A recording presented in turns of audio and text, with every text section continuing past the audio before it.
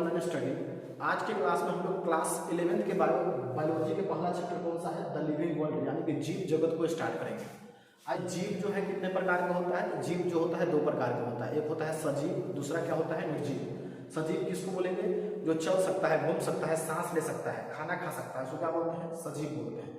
लेकिन इसका विशिष्ट गुण क्या होगा, इसका विशिष्ट गुण होता है कि सजीव जो होता है कोशिका के बना होता है। कुछ जीव जो होता है एक सेल से बना होता है, कुछ जीव जो होता है बहुत सारे सेल से बना होता है। जो एक सेल से बना होगा उसको क्या बोलेंगे, एक कोशिकीय। जो बहुत सारे सेल से बना होगा उसको क्या बोलेंगे, बहुकोशिकीय। और कुछ जीव का केंद्रक जो होता है नया होता है, कुछ जीव का होता है पुराना।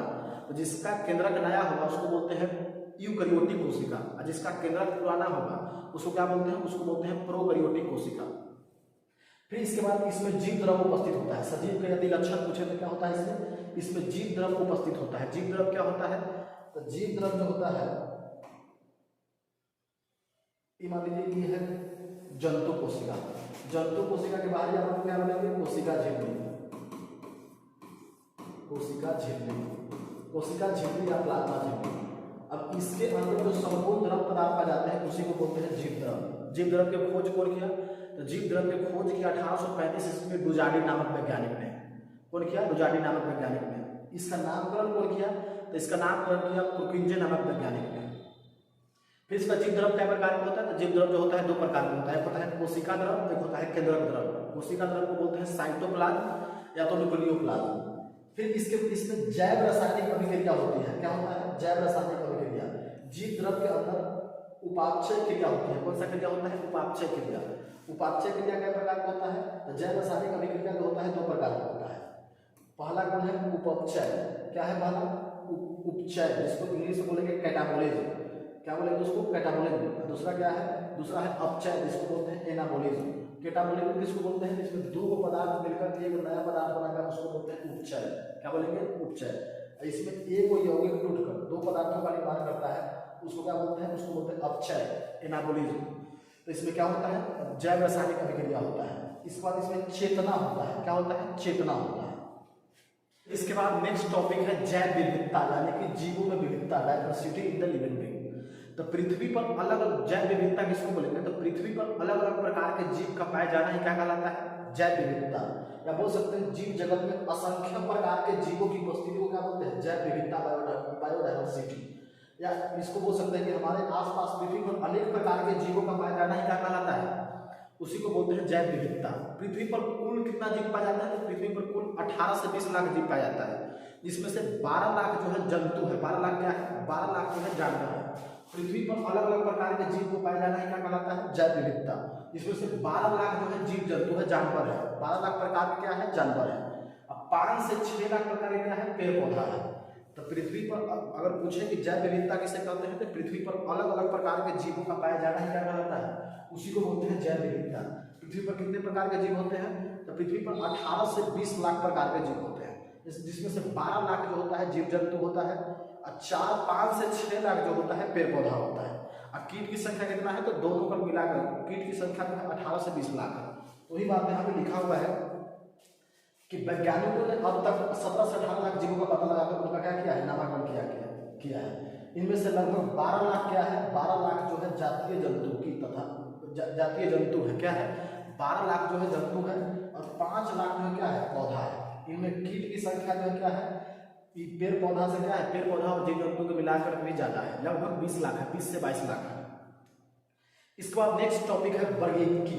इसको इंग्लिश में बोलेंगे टैक्सोनॉमी। टैक्सोनॉमी क्या है, तो विज्ञान की वह शाखा जिसमें हम लोग किसी भी जीव के पहले क्या करते हैं, किसी भी जीव की पहचान करते हैं, फिर उसके बाद नामकरण करते हैं, फिर उसके बाद उसका वर्गीकरण के बारे में अध्ययन करते हैं, तो उसको क्या बोलेंगे, वर्गीकी बोलेंगे। विज्ञान की वह शाखा जिसमें हम लोग किसी भी जीव के पहचान, नामकरण और वर्गीकरण के बारे में अध्ययन करते हैं, उसी को क्या बोलेंगे, वर्गीकी। अच्छा, इसके जनक किन्हें कहा जाता है, तो इसके जनक कहा जाता है किसको, इसके जनक बोला जाता है कार्लस लिनियस को। किसको बोला जाता है, कार्लस लिनियस को वर्गीकी के पिता कहा जाता है, वर्गीकी के जनक कहा जाता है। अच्छा, ये वर्गीकी शब्द जो है कौन दिया था, तो वर्गीकी शब्द जो है 1831 ईस्वी में डिकेंडोल नामक वैज्ञानिक ने दिया था। इसके बाद आगे नेक्स्ट टॉपिक है वर्गीकी विज्ञान, सिस्टमैटिक। चलिए इसके बाद नेक्स्ट टॉपिक क्या है, इसके बाद नेक्स्ट टॉपिक है वर्गीकरण विज्ञान, यानी कि सिस्टमैटिक। तो तो सिस्टमैटिक क्या होता है? तो सिस्टमैटिक विज्ञान की वह शाखा है जिसमें हम लोग किसी भी जीव के पहले पहचान करते हैं, फिर नामकरण करते हैं, फिर इसके बाद उसका वर्गीकरण करते हैं, फिर इस पर विकासीय संबंध के बारे में अध्ययन करते हैं, उसको क्या बोलेंगे? उसी को बोलते हैं वर्गीकरण विज्ञान। जैसे मैं वर्गीकी क्या था? वर्गीकी विज्ञान की वह शाखा है जिसमें हम लोग किसी भी जीव के पहले पहचान करते हैं, फिर उसका नामकरण करते हैं, फिर इसका वर्गीकरण करते हैं, उसके बारे में अध्ययन करते हैं, उसको क्या बोलते हैं? वर्गीकी। इसको क्या बोलेंगे? इसमें बोलेंगे कि विज्ञान की वह शाखा जिसमें हम लोग किसी भी जीव के पहले इसके बारे में अध्ययन करेंगे, पहले जीव की पहचान करते हैं, फिर इस पर नामकरण करते हैं, फिर इसका वर्गीकरण करते हैं और उसके विकास के संबंध के बारे में अध्ययन करते हैं, उसे क्या बोलते हैं? वर्गीकरण विज्ञान, यानी कि सिस्टमैटिक। सिस्टमैटिक के जनक किसको कहा जाता है? तो कार्लस लिनियस को कहा जाता है। किसको बुलाता है?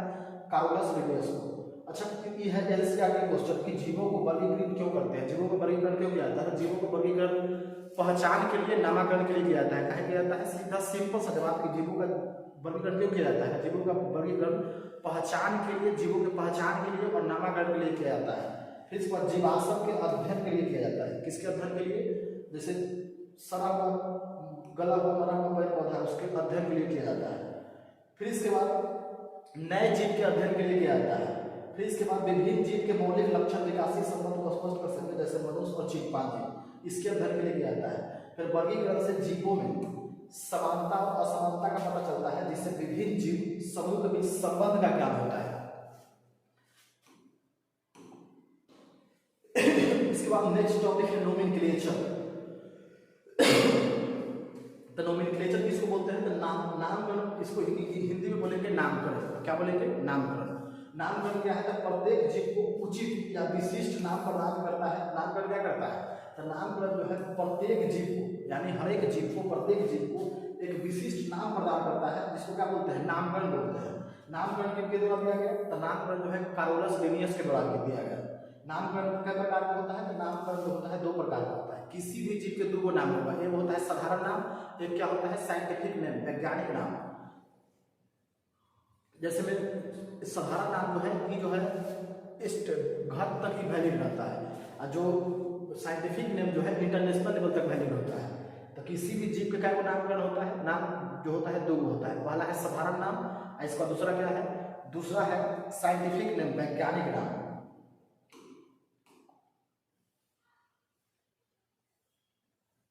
जैसे में देखिए ह्यूमन, ह्यूमन मतलब क्या होता है? ह्यूमन मतलब होता है मानव। मानव के वैज्ञानिक नाम क्या है? Homo sapiens. फिर लायन, लायन मतलब क्या? शेर। शेर के वैज्ञानिक नाम क्या है? Panthera leo.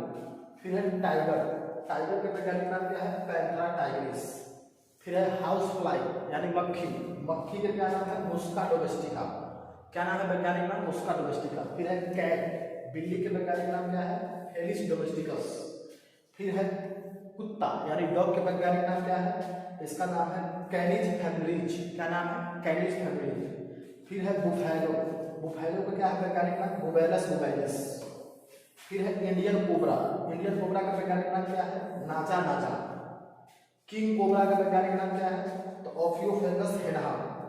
फिर पैंथर के वैज्ञानिक नाम क्या है? तो इसका नाम है पैंथेरा पार्डुस। क्या नाम है इसका? पैंथेरा पार्डुस। फिर इसके बाद आगे देखिए, आगे है मैंगो। मैंगो का वैज्ञानिक नाम क्या है?